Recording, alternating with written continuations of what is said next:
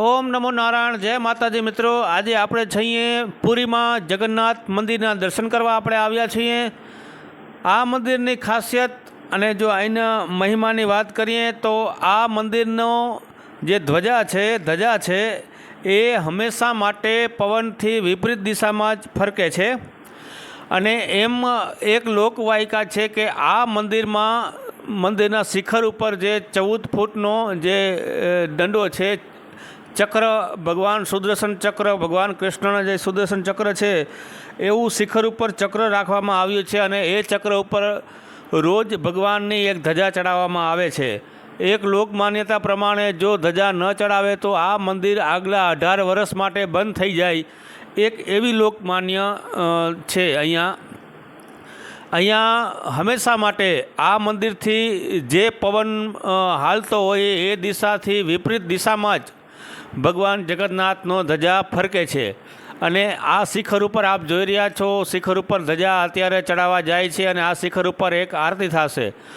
રોજના હજારો ભક્તો અહીં દર્શન કરવા આવે છે. આપ જોઈ શકો છો મંદિર, હું અત્યારે ત્યાં મંદિરે ઊભો છું અને વિપરીત દિશામાં જ ધજા ફરકે છે. એ લાઈવ આપણે આ પરચો અહીં મંદિરનો આપણે જોઈ શકીએ છીએ.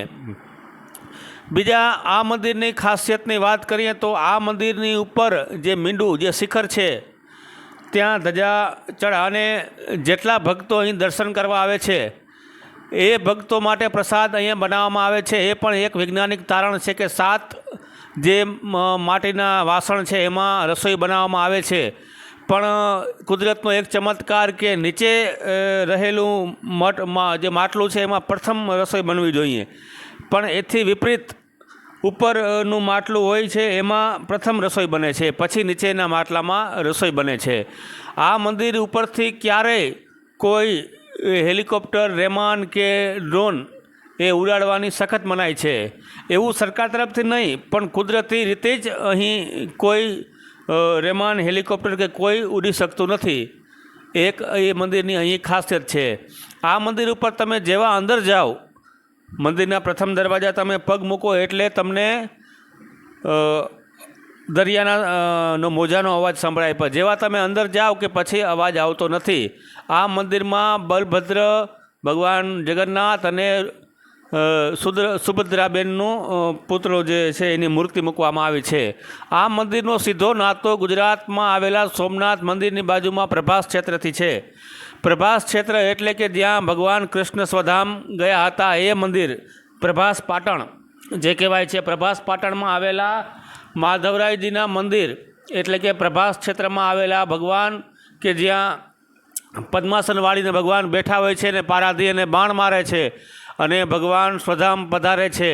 પછી ભગવાનનો દેહ છે જે બાળવામાં આવે છે, પણ એ અડધો બળેલો દેહ સમુદ્રમાં વહેતો કરવામાં આવે છે. પણ એમાં એમ કહેવાય છે કે ત્યારે હૃદય ભગવાનનું ચાલતું હતું અને એ હૃદય ચાલતું જગન્નાથમાં નીકળે છે, એવો કંઈક અહીંનો ઇતિહાસ છે. ભગવાન સ્વધામ ગયા પછી આ કુંડ જે દેખાય છે એ કુંડમાં બધી ગોપીઓ હોય છે. એ ભગવાનની પાછળ પણ સ્વધામ સિધારે છે. અહીં એક મહાદેવજીનું મંદિર છે અને આ જ પ્રભાસ ક્ષેત્રમાં આવેલા પીપળાના ઝાડ નીચે ભગવાન બેઠા હોય છે અને પારાધી અને બાણ મારે છે. એવો કંઈક અહીંનો ઇતિહાસ છે. તો આ ઇતિહાસનો સીધો નાતો જગન્નાથપુરી મંદિરથી પણ છે. અહીંથી જે દરિયા અંદર જે ભગવાનનો દેહ જે તણવી દેવામાં આવે છે એ જગન્નાથપુરીમાં નીકળે છે. અને 12 વર્ષે એમ કહેવાય છે કે જગન્નાથપુરીમાં ભગવાનના મૂર્તિ જ્યારે બદલાવવામાં આવે છે ત્યારે આખા પુરીમાં લાઇટ બંધ કરી દેવામાં આવે છે અને પૂજારી આ મૂર્તિમાંથી ભગવાનનું હૃદય કાઢી અને બીજી મૂર્તિમાં સ્થાપિત કરી દે છે. એવી લોકવાયકા અહીં છે. તો આપ જ્યારે પણ જાઓ ત્યારે ચોક્કસથી ભગવાન જગન્નાથજીના દર્શન કરજો અને અમારી ચેનલને સબસ્ક્રાઈબ કરજો, ચેનલને ફોલો કરજો, લાઈક કરજો અને ભગવાન દ્વારકાધીશના આવા જ બધા વિડીયો જોવા માટે અમારી ચેનલ જોતા રહો. જય માતાજી, જય નારાયણ, જય જગન્નાથ.